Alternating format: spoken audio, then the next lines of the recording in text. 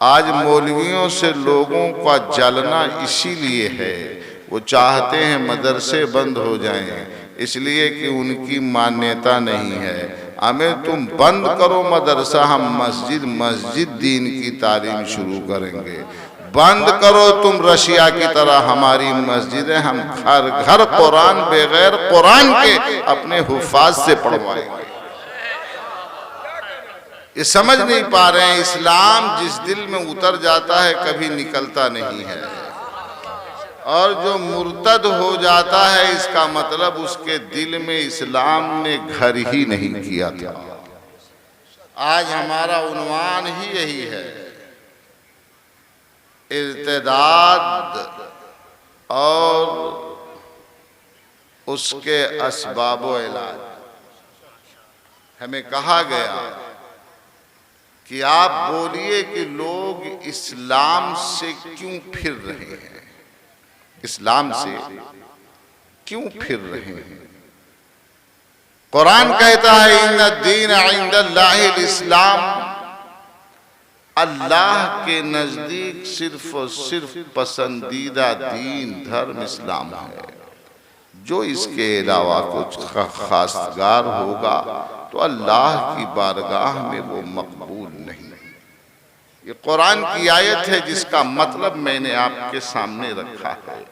अज़ीज़ाने मिल्लत इस्लामिया, आज आपको जरूरत है गौर करने की कि आप ये समझते हैं कि इस मैगजीन में, उस अखबार में, और अब तो मैगजीन अखबार देखने की जरूरत नहीं है। हर पढ़े लिखे जाहिर आलिम गंवार बुद्धू देहाती शहरी सबके पास व्हाट्सएप यूनिवर्सिटी मौजूद है, और उस व्हाट्सएप यूनिवर्सिटी में वो एडमिशन भी ले चुका है। और कुछ ना आता हो तो मर्दों खवातीन को गूगल चच्चा जरूर मिल गए हैं। लिखना आए पढ़ना आए ना आए, पहले पढ़े लिखे लोग होते थे तब अखबार पढ़ते थे, अब उसकी भी जरूरत नहीं है। उंगली लगाइए और बोलिए, जो सुनना चाहिए सुन लीजिए, जो कहना चाहिए कह लीजिए, रिकॉर्डिंग कर लीजिए, दूसरे का रिकॉर्ड सुन लीजिए। मॉडर्न दौर है ये, नई नई टेक्निक आ गई है, हर चीज आपसे करीब कर ली गई है। धीरू भाई अंबानी ने कहा था कर लो दुनिया मुट्ठी में, तो अडानी अंबानी ने हिंदुस्तान को मुट्ठी में किया कि नहीं किया, मगर बात उसकी जरूर साबित हो गई कि आप दुनिया के जिस हिस्से को भी देखना चाहते हो अपनी मुट्ठी से आप देख सकते हैं, अपनी मुट्ठी से आप घबराइए नहीं। मैं कोई पॉलिटिकल आदमी नहीं हूं, मैं सियासी तकरीर करने नहीं जा रहा हूं, आपको करीब से रियलिटी समझाना चाहता हूं। और जो आदमी कहे कि मैं सियासी नहीं हूं वो सच्चा पक्का झूठा है।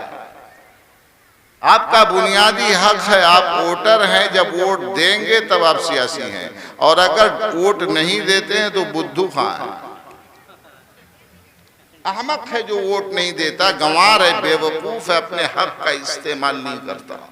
उसे अपने राइट का इस्तेमाल करना चाहिए, और अगर देता है तो वो सियासी है। लिहाजा हर आदमी को ये समझने की जरूरत है कि माहौल कैसा है, समाज कैसा है। अजीजाने मिल्लत इस्लामिया, मैं कहना ये चाह रहा था कि व्हाट्सएप के जरिए आप सुनते हैं कि हमारे घरों की बेटियां बच्चियां, हमारी औलादें आज इस्लाम से दूर हो रही है। ये उनके साथ भाग गई, वो उनके साथ भाग गई, वो उनके साथ भाग गई। आज आप ये सुनते हैं और आपको तकलीफ का एहसास होता है, इसलिए कि आपने कभी ऐसा सुना नहीं था, कभी आपने ऐसा देखा नहीं था। पहले भी था, आज भी है, कल भी था, आज भी है। अज़ीज़ाने मिल्लत इस्लामिया, रसूलुल्लाह सल्लल्लाहु अलैहि वसल्लम के जमाने में भी लोग इस्लाम लाने के बाद काफिर हो गए, मुर्तद हो गए। आपको परेशान होने की जरूरत नहीं है, घबराने की जरूरत नहीं है। खलीफा सालिस हजरत उस्मान गनी रज़ी अल्लाहु ताला अन्हु के रज़ाई भाई अब्दुल्लाह ईमान लाए, मक्का से उन्होंने मदीना शरीफ की तरफ हिजरत किया और फिर हिजरत करने के बाद सहाबी बनने के बाद वापस मक्का चले गए और मुशरिक हो गए। अब जरा गौर करिए, फिर जब फतह मक्का हुआ, रसूल कायनात सल्लल्लाहु ताला अलैहि वसल्लम तकरीबन 15,000 सहाबा लेकर मक्का में दाखिल हुए और अमन सुकून के साथ काबा को हासिल कर लिया। तो अब उसके बाद हजरत उस्मान गनी अपने सगे अपने रज़ाई भाई को लेकर आए और रसूलुल्लाह सल्लल्लाहु अलैहि वसल्लम से अमान चाहिए कि आप इन्हें अमान दीजिए, इस्लाम कबूल करना चाहते हैं। रसूल पाक सल्लल्लाहु अलैहि वसल्लम ने अमान दे दिया और फिर से वो मुसलमान हो गए। आपको इस इस्लामी फलसफा पर गौर करने की जरूरत है कि आखिर लोग गैर मुस्लिम हो क्यों रहे हैं, लेकिन सिर्फ लड़कियों की तरफ आप तवज्जो करते हैं कि लड़कियां गैर मुस्लिम हो रही, अपने लड़कों की तरफ आप नहीं ध्यान दे रहे हैं कि लड़के भी गैर मुस्लिम हो रहे हैं। लड़कियों के साथ सवाल इसलिए पैदा होता है वो किसी गैर मुस्लिम के साथ जाकर दूसरे का घर बसाती हैं, लेकिन क्या आपने अपने मोहल्ला के सफेद खद्दरधारी नेताजी को नहीं देखा जो बुत पर माला चढ़ाते हो? अरे बोलो ना यार।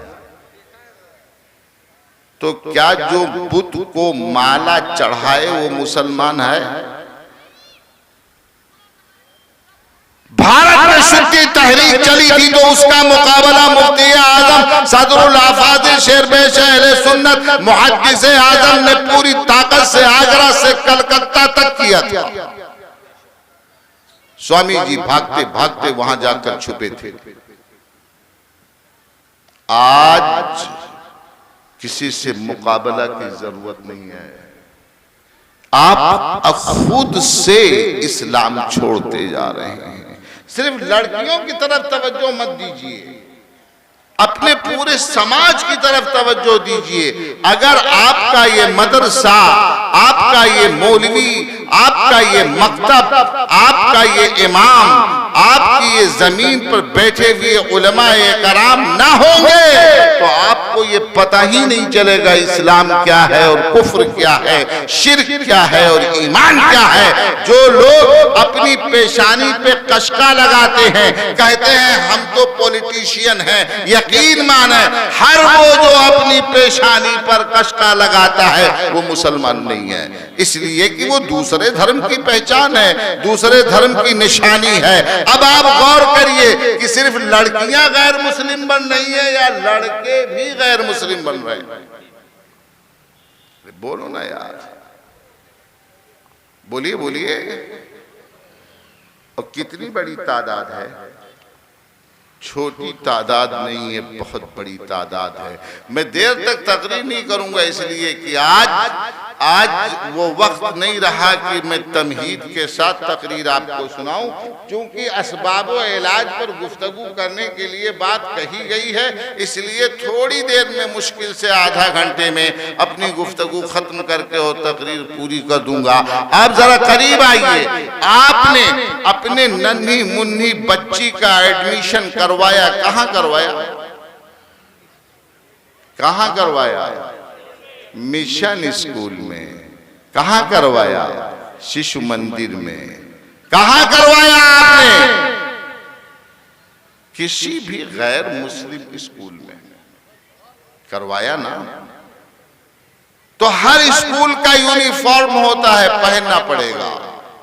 छोटी सी बच्ची थी, आपने उसे स्कर्ट पहनाया, छोटा सा बेटा था उसे आपने पैंट पहनाया, फिर वो 3rd क्लास में गई, फिर वो 5th क्लास में गई, फिर वो 8th क्लास में गई, लड़का भी गया। जिस तरह एक लड़की का लड़के को देखना हराम है, इसी तरह एक लड़के का लड़की को भी देखना हराम है। जिस तरह एक लड़के का नामहरम लड़की के साथ साथ बैठना हराम है, इसी तरह एक लड़के का किसी नामहरम लड़की के साथ बैठना भी हराम है। अगर आपका बेटा बीए कर रहा है, बीएससी कर रहा है, एमए कर रहा है, एमएससी कर रहा है, डॉक्टर बन रहा, मास्टर बन रहा, प्रॉक्टर बन रहा, चैप्टर बन रहा, जो भी बन रहा है, अगर वो किसी गैर मुस्लिम लड़की के साथ भी बैठता है तो हमारे धर्म में यह हराम है, गुनाह है, पाप है। सिर्फ मुस्लिम लड़कियों को बुरी निगाह देखना गुनाह नहीं है, बल्कि किसी भी धर्म की किसी भी बेटी को बुरी निगाह से देखना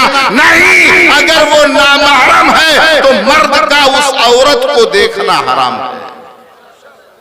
मगर कहा गया इस्लाम में लव जिहाद है, झूठ। लव जिहाद का नारा दिया गया इसलिए नहीं कि वाकई कोई लव जिहाद था, बल्कि आज का दिन दिखाने के लिए, ताकि अपने बच्चों को उत्साहित किया जाए, ताकि उनमें ये रूमर फैलाया जाए, ये फिक्र लाई जाए, ये शऊर बेदार किया जाए कि तुम्हारी कम्युनिटी की बच्चियों को हेरा फेरी के साथ मुसलमान वरगला रहा है, तो तुम उसका जवाब तो रिएक्ट करो, रिएक्शन लाओ और उसके बदले में मुस्लिम बच्चियों को भगा कर ले जाओ। हजरात, आज जब उन्वान दिया गया तो उन्वान के तहत सुनना पड़ेगा आपको। तो एक बुनियादी वजह यह है कि आप अपनी बेटी को स्कूल भेजते हैं। कहां भेजते हैं? स्कूल भेजते हैं। अपने बेटे को स्कूल भेजते हैं। 5th क्लास के बाद 8th क्लास तक भेजते हैं। 8th क्लास के बाद 9th 10th में बस के जरिए भेजते हैं। आपकी बेटी उसी यूनिफॉर्म में, आपकी बेटी उसी अंदाज में नामहरमों के साथ जा रही है। इस्लाम ने तो कहा था कि अपने चचेजाद भाई के साथ भी लड़की नहीं बैठ सकती। रसूल कायनात सल्लल्लाहु ताला अलैहि वसल्लम ने हजरत अली नहीं बल्कि तमाम सहाबा के बीच में सबसे पूछा था, ऐ मेरे सहाबा बताओ, एक औरत के लिए सबसे बड़ा सवाब का काम क्या है? सब खामोश हो गए। मौला भागे भागे घर आए, सैयदा तय्यबा ताहिरा से पूछा, ये शहजादी रसूल है, ये खातून जन्नत हैं, इन्हें मालूम होगा कि इस दुनिया में एक औरत के लिए सबसे नेकी का काम क्या है, कौन सी चीज है जो सबसे बड़ा सवाब का दर्जा रखती है। तो तबत अली के पूछने के बाद तय्यबा ताहिरा, सैयदा ज़किया ज़ाकिया, फातिमा ज़हरा ने बताया था, अल्लाह यारा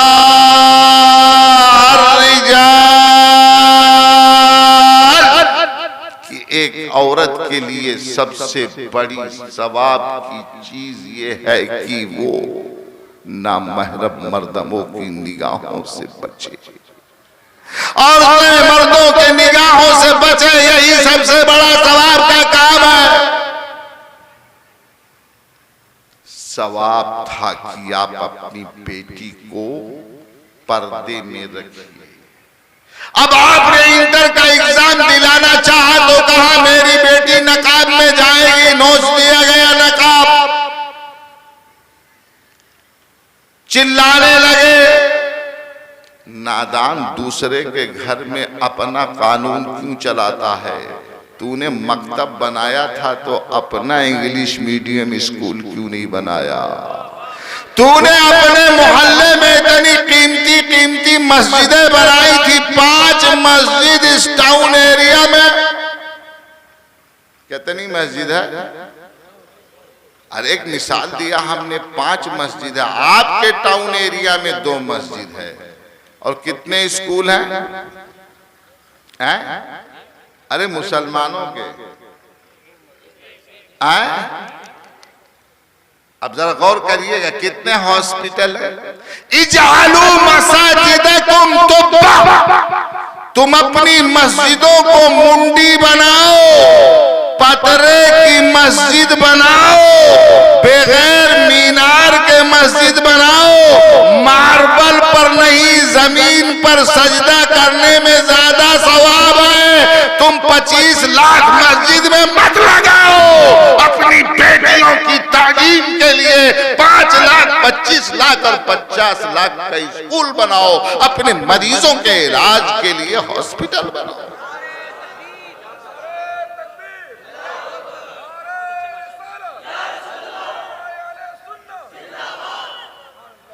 मस्जिद तुमने बना ली, 2 मस्जिदें हैं, उसमें क्या होता है? नमाज पढ़ी जाती है। कितने लोग फजर में आते हैं, ज़ोहर में कितने आते हैं, जुमा में भर जाती है। हफ्ते में सिर्फ आधा घंटा जाने के लिए तुमने 50 लाख रुपए लगा दिया। ला हौला वला कुव्वता इल्ला बिल्लाह। इतने बड़े बड़े स्ट्रक्चर खड़ा करने के बाद पूरे महीने में सिर्फ उसका 2 घंटा इस्तेमाल करते हो? नहीं, इवनिंग कॉलेज बना दो उसे। मस्जिद का हरम छोड़ दो, बाकी एरिया खोल दो, उलमा को बैठाओ, अच्छे इमाम रखो, लड़का इंग्लिश मीडियम कॉलेज में सुबह से लेकर 2 बजे तक और 3 से लेकर 5 बजे तक हमारी मस्जिद में बैठकर हमारा दीन सीखेगा। जिस दिन तुम अपनी बेटी की तालीम अच्छी करोगे, अपने बेटे की तालीम दुरुस्त करोगे, न कोई मुर्तद होगा, न कोई बदअकीदा होगा, न कोई बेरारो। मगर तुमने अपनी मस्जिदों का दायरा तंग कर दिया है। ढूंढ कर लाते हुए इमाम जो 3,000 में आ जाए, तो वो इमाम नहीं मिलता है, वो शमाम मिलता है। ढूंढ कर लाते हो आप। हालांकि मोहल्ले का लीडर और कायद कौन होता है? बोलो यार। लेकिन नहीं, मुतवल्ली साहब वो डांटे रहते हैं, बोले ना पाओ भाई। नहीं, हकीकत यही है कि हर मस्जिद जिसमें वो इमामत करता, उसके जितने मुसल्ली हैं जुमा में आते हैं, सबका पेशवा, इमाम, मुक्तदा, पीर, मुर्शिद, रहनुमा रसूलुल्लाह सल्लल्लाहु ताला अलैहि वसल्लम तक नहीं बल्कि अल्लाह तक पहुंचाने वाला कायद वही इमाम होता है। मगर हमने अपने इमामों की, अपने उलमा की कदर कीमत को कम कर दिया, उसको समझ ही नहीं रहे हैं। मस्जिदों का दरवाजा बंद कर दिया। एक वजह बुनियादी तो ये है कि हमारा एजुकेशन सिस्टम, हमारा तालीमी निज़ाम जो हमारे सामने लाया गया, इसी तरह लाया गया कि हम लादीनियत, इल्हाद और धर्म से दूरी का शिकार बन जाएंगे। आज बड़ी बड़ी फैक्ट्रियों, बड़े बड़े मकानों को जल्दी निशाना नहीं बनाया जा रहा है, मदरसों में रोज ताला लगाया जा रहा है, रोज ताला लगाया जा रहा है। इसीलिए लगाया जा रहा है कि ये मौलवी बोल बोल के अपना अकीदा सिखा के मुसलमानों को बेदार रखता है। जहां से मदरसे खत्म कर दिए गए, वहां से दीनदारी भी खत्म हो गई, दीन का इल्म भी खत्म हो गया। लेकिन यकीन मानिए, इस स्ट्रक्चर के बंद करने से मदरसा खत्म नहीं होता। हमने तो असहाबे सुफ़ा का मदरसा देखा है, मस्जिद नबवी का चबूतरा देखा है। हम मैदानों में बैठ के पढ़ सकते हैं, तरफ के नीचे बैठ के पढ़ सकते हैं, घरों में जा जाकर कुरान पढ़ा सकते हैं। दूसरा अहम काम मीडिया है। ऐसी फिल्में बनाई जाती हैं, ऐसे नाटक बनाए जाते हैं, ऐसे जोक और लेख लिखे जाते हैं जिसमें दिखाया जाता है बाकायदा, ये देखो कितनी अच्छी जिंदगी हीरो और हीरोइन की गुजर रही है। ये मोबाइल जो दे रखा है ना आपने अपने बच्चों को, ये शैतान का टप्पा है। ये मत समझिए कि जो फिल्में बनाई जा रही हैं, जो नाटक बनाए जा रहे हैं, जो जोक बनाए जा रहे हैं, हैं जो कार्टूनिस्ट कार्टून वाली फिल्में बना रहे हैं, वो खाली ऐसे ही बना दिया गया, हंसते रहिए खेलते रहिए, नहीं, हर एक में थॉट काम करता है, फिक्र काम करती है, सोच काम करती है, हर एक का बैकग्राउंड होता है, हर एक को बाकायदा रीड किया जाता है, सैकड़ों करोड़ रुपए खर्च किए जाते हैं, गाने उसी हिसाब से बनाए जाते, सीन उसी हिसाब से बनाए जाते और मीडिया के जरिए लॉन्च किया जाता है ताकि हमारे कौम की बेटियों में, हमारे कौम के बेटों में दूसरे धर्म के साथ शादी करना कोई ऐब की बात ना रह जाए। एक मजहब को छोड़कर दूसरे मजहब में ललक रखना अच्छी चीजों सेकुलरिज्म समझा जाए। अजीजान मिल्लत इस्लामिया, ये थॉट बाकायदा फिल्मों के जरिए पैदा किया जाता है। और आपने अपने बेटे को भी मोबाइल, बोलिए बोलिए, दे रखी है और बेटी को भी दे रखी है। क्यों? वो हाई स्कूल में पढ़ती है, क्यों? वो तो इंटर कर रहा है, वो तो बीए बीएससी कर रहा है, वो तो नीट क्वालिफाई करना चाह रहा है, वो तैयारी कर रहा है। वो जो पढ़ाते हैं सर जी, उस सर जी से पढ़ने के लिए जरूरी है कि वो YouTube का इस्तेमाल करे। मगर जरा कभी आपने YouTube खोलकर देखा? खबरदार अपने बेटा बेटी को अपनी निगाह से अलग कभी भी मोबाइल छूने दिया इंटर तक। इस्लाम कहता है जब आपका बेटा 7 साल का हो जाए, आपकी बेटी 7 साल की हो जाए, तो उसे नमाज की तालीम दो। आज से 14 साढ़े 1400 साल पहले मेरे नबी ने फरमाया था। आज साइंस ने रिसर्च करके बताया कि ये जो इंसान है ना, इसके अंदर बहुत सारी तब्दीलियां होती रहती हैं। एक नन्हा मुन्ना जो बच्चा होता है, उसके दिमाग में ना मोहब्बत का जज्बा होता है ना नफरत का जज्बा होता है। थोड़ी देर में मम्मी के हाथ में मचलता रहता है और थोड़ी देर बाद मम्मा को दांत भी काट लेता है, इसलिए कि उसको कोई तमीज नहीं होती, कुछ पता नहीं होता। लेकिन जब 7वें साल की उम्र आती है, तब उसके शऊर का दरवाजा खुल जाता है। हुक्म होता है अपने बच्चे बच्ची का बिस्तर अपने से अलग कर दो और उसे नमाज का हुक्म दो, उसे समझाओ ताकि वो राह रास्त पे आए। और जब 10 साल का हो जाए तो उस पर सख्ती करो, इसलिए कि सहेली बनाने का, दोस्त बनाने का, फ्रेंड बनाने का दरवाजा दिमाग में 10वें साल में खुलता है। आप समझिए, आपके नबी सल्लल्लाहु अलैहि वसल्लम ने कितने साल पहले कहा था? 14 साढ़े 1400 साल पहले तकरीबन। साइंस ने आज तहकीक किया है 7 साल में आप हुक्म देंगे, समझाएंगे, रिझाएंगे, लेकिन जब 10 साल का हो जाएगा तब सख्ती करेंगे, इसलिए कि कदम उसके बहकने का खतरा रहता है, कदम उसका लड़खड़ाने का खतरा रहता है, उसके अंदर मोहब्बत का जज्बा। 10 ही साल की उम्र से आप 18 साल का इंतजार कर रहे हैं, कॉलेज भेज रहे हैं, 14 साल का इंतजार कर रहे हैं, स्कूल भेज रहे हैं। नहीं, आपके नबी ने 10 साल में ही अपने बेटा बेटी को निगाह रखने के लिए आप छोड़ मत दीजिए उन्हें। दूसरी अहम वजह यही है कि आप अपने बेटे को तरबियत नहीं देते। सुबह 10 बजे जाते हैं, शाम को 5 बजे आते हैं, मम्मा को खाना पकाना इसलिए मोबाइल पकड़ा देती हैं, वहीं से तरबियत बिगड़नी शुरू होती है। ना अपने बेटे को आप साथ बिठाते हैं, ना उसे समझाते हैं, ना ऊंच नीच बताते हैं, ना माएँ तरबियत करती हैं। तरबियत का दरवाजा बंद हो गया, स्कूल कॉलेज का दरवाजा खुल गया, यूट्यूब का नजारा हमारी निगाहों के सामने है। ये सारे असबाब मिलकर इंसान को गुमराहियत की राह पर डाल देते हैं। कहां डाल देते हैं? अगर आपको बचना है, अगर आपको बचना है तो सबसे पहले जरूरी ये है कि आप खुद इस्लाम सीखें, इस्लामी जिंदगी सीखें।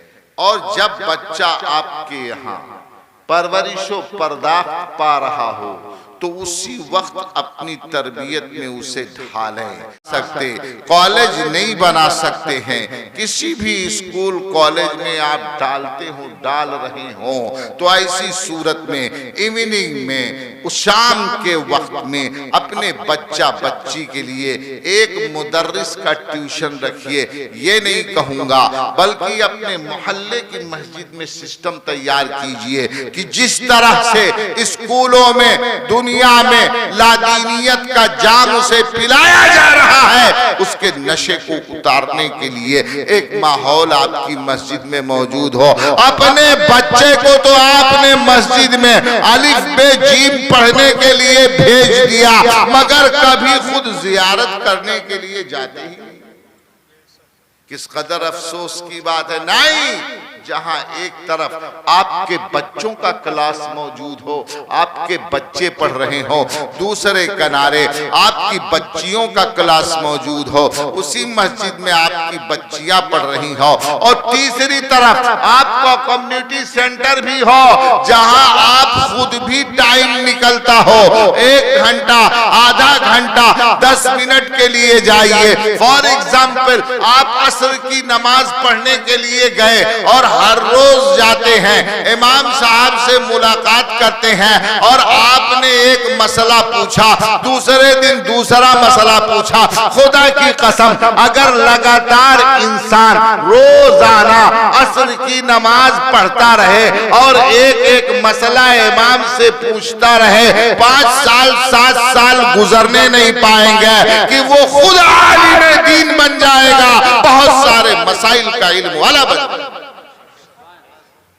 मगर ना तो हम अपने बच्चों को तरबियत देते हैं, ना हम अपने बच्चों को मस्जिद भेजते हैं, ना हम खुद मस्जिद जाते हैं, और ना हम खुद तरबियत हासिल करना चाहते हैं। ये दारुल उलूम कायम किया गया, मदरसा मकतब बनाया गया, जिसका पैसा आपने लुटाया और पहुंचाया, माशाअल्लाह, अल्लाह ताला कबूल फरमाए। मगर आप हमें बताइए क्या अल्लामा नूर आलम साहब के पास आप लोग उस मदरसे में आते हैं? आप ही की बात नहीं है, किसी के पास नहीं जाते। आप जरा गौर करिए, हमको बताइए, आपने मदरसा बनाया किसके लिए बनाया? दिन में वक्त नहीं मिलता, रात में आ जाइए, रात में वक्त नहीं मिलता, सुबह में आ जाइए, सुबह में वक्त नहीं मिलता, दोपहर में आ जाइए। मगर नहीं, आपके यहाँ ये स्पीड ही नहीं है, सिर्फ दुनिया कमाना है, पैसा कमाना है, पैसे और दौलत के जरिए अपने पेट के जहन्नम को भरना है और फिर कमा धमा कर जहन्नम का ईंधन बन जाना है। आप जरा गौर करिए, समझने की कोशिश करिए। जिस तरह मर्दों का पढ़ना जरूरी है, इसी तरह औरतों का भी पढ़ना जरूरी है। मर्दों के लिए आपने इंतजाम किया, बच्चों के लिए आपने इंतजाम किया, तो बच्चियों के लिए भी इंतजाम आप करेंगे और अपने घर की औरतों के लिए भी इंतजाम आप करेंगे। सारी दुनिया के लड़के मौलवी नहीं बनेंगे, सारी दुनिया की औरतें और बच्चियां मौलविया नहीं बनेंगी, तो उन्हें मॉडर्न एजुकेशन की भी जरूरत है, उन्हें नई तालीम की भी जरूरत है, उन्हें साइंस और मैथमेटिक्स, फिजिक्स, केमिस्ट्री की भी जरूरत है। आपकी बेटी को डॉक्टर भी बनना है, इंजीनियर भी बनना है, लॉयर भी बनना है, तो उसके लिए जरूरी है कि जिस तरह बंगाल बिहार के बच्चों के लिए आपने मदरसा बनाया, इसी तरह अपने बच्चों के लिए भी अपना स्कूल बनाइए। और ये कोई जरूरी नहीं है कि आपका स्कूल भी मार्बल का हो, छप्पर में नहीं चल सकता। क्या आपने बिहार के किसान कॉलेज का नाम नहीं सुना था? पूरी यूनिवर्सिटी बना दी गई थी। तो आइए हम आप मिलकर ये तय करें कि अपने समाज को हम इर्तिदाद से पाक करेंगे, इर्तिदाद से पाक करेंगे। तो औरतों से पहले मर्दों के लिए जरूरी है कि वो जाने कुफ्र क्या है, शिर्क क्या है। किसी भी बुत के आगे झुकना ये शिर्क, इस्लाम इसको कबूल नहीं करता।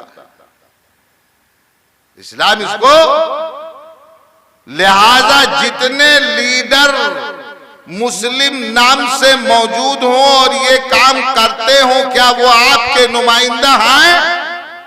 अरे बोलो ना भाई यार, डरते क्या हो? नहीं है वो, सिर्फ नाम उनका। तो कितने लोग ऐसे होंगे जिनका नाम इस्लामी होगा मगर वो मुसलमान, बोलो बोलो, मुसलमान नहीं होंगे। अपना इस्लाम महफूज रखने के लिए आपको जरूरी है कि आप उलमा से करीब होइए। सोशल मीडिया से फतवा मत लीजिए, यूट्यूबरों के जरिए अपना दीन मत सीखिए।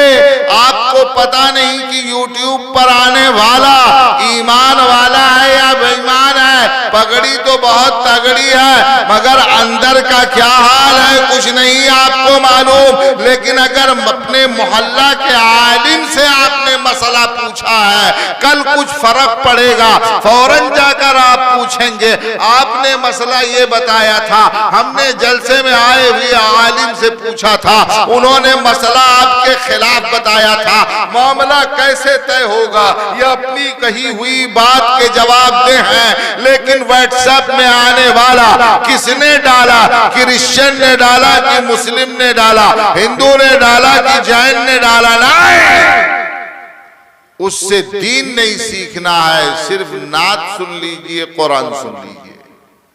दीन का मसला आप अपने उलमाए रब्बानीयीन से सीखिए, उनसे करीब होइए। तो असबाब यही हुए कि आप चूंकि दुनिया में हर तरह से बिखरे हुए हैं, तालीम के मैदान में भी और फिर मीडिया के जरिए भी और तमाम तर फिल्मों के जरिए भी, समाज और माहौल के जरिए भी आपको पुरकशिश बनाकर खींचा जा रहा है, हर तरह से इस्लाम से दूर किया जा रहा है। और आप इरादी और गैर इरादी तौर पर धीरे धीरे इन रास्तों के जरिए उधर बढ़ते चले जा रहे हैं। इसलिए जरूरी है कि आपका अपना माहौल हो, आपका अपना स्कूल हो। क्या आप बताइए हमको कि आपका अगर हाई स्कूल या इंटर कॉलेज है और उसमें यूनिफॉर्म आप बना दीजिए कि जितनी बच्चियां आएंगी सब हिजाब में आएंगी, गवर्नमेंट आपको रोकती है?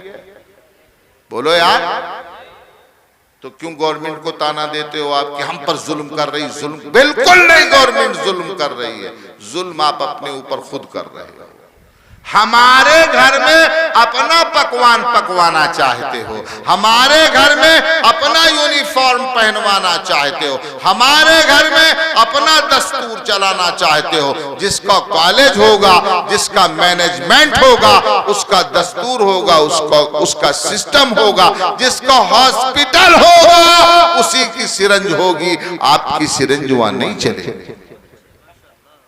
इसलिए जरूरी है कि आप अगर पर्दे में अपनी बेटी को पढ़ाना चाहते हैं तो मस्जिदों और मदरसों के साथ साथ अपना स्कूल भी बनाइए, अपना कॉलेज भी बनाइए। और अगर नहीं बना सकते हैं तो अपने मदरसों और अपने मस्जिदों में शाम के वक्त में ट्यूशन का जरिया बनाइए, वहां खुद भी जाइए, अपने बच्चों को ले जाइए। सोशल मीडिया से अपने बच्चों को दूर रखिए। अगर इंटर और हाई स्कूल में है, उसे पढ़ने के लिए आप मोबाइल देते हैं तो माँ के सामने बेटी मोबाइल खोलेगी, माँ के सामने बेटी लैपटॉप खोलेगी। जैसे निगाह से हटेगी वैसे ही लैपटॉप और मोबाइल बंद हो जाएगा।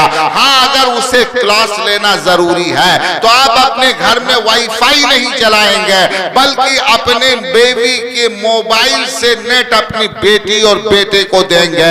जब माँ हट जाएगी तो उसका वो कनेक्शन भी टूट जाएगा। जितना लोड कर लिया गया, अपलोड कर लिया गया, उतना ही देखा जा सकता।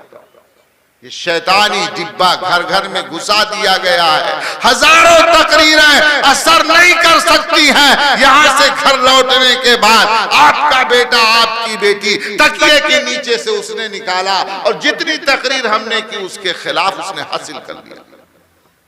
इसलिए जरूरी है कि ये 4G 5G को फोड़ दीजिए, इसे अपने घर में महदूद करिए, 4G को फोड़ दीजिए, अपने काबू में रखिए, दीजिए पढ़ने के लिए दीजिए, मगर अपनी निगरानी में दीजिए। आपने देखा नहीं है कि आप कुरान की आयत लिखकर निकालो यूट्यूब पर, इधर आयत आएगी, उधर जनाब दूसरी चीज दौड़ रही है। ये यंगर्स हैं, ये नौजवान बच्चे हैं, इनकी निगाहें जहां अपने मकसद पर पड़ेंगी वहीं बगल में आई हुई तस्वीर पर भी पड़ेंगी। ये क्या है? यहूदियों की इजाद है, ये बेहयाई का सामान है। इसलिए आप अपने तरीके पर इसे घर में कंट्रोल करिए। तो मीडिया के जरिए से आपको बचना है, स्कूल कॉलेज का सिस्टम बनाना है, आपको अपनी मस्जिदों की तरफ रुजू करना है, और सबसे ज्यादा जरूरी है कि किसी न किसी आलिम से करीब होना है, बच्चों की अच्छी तरबियत करनी है। अल्लाह तबारक व तआला हमको आपको नेकियों की तौफीक नसीब फरमाए।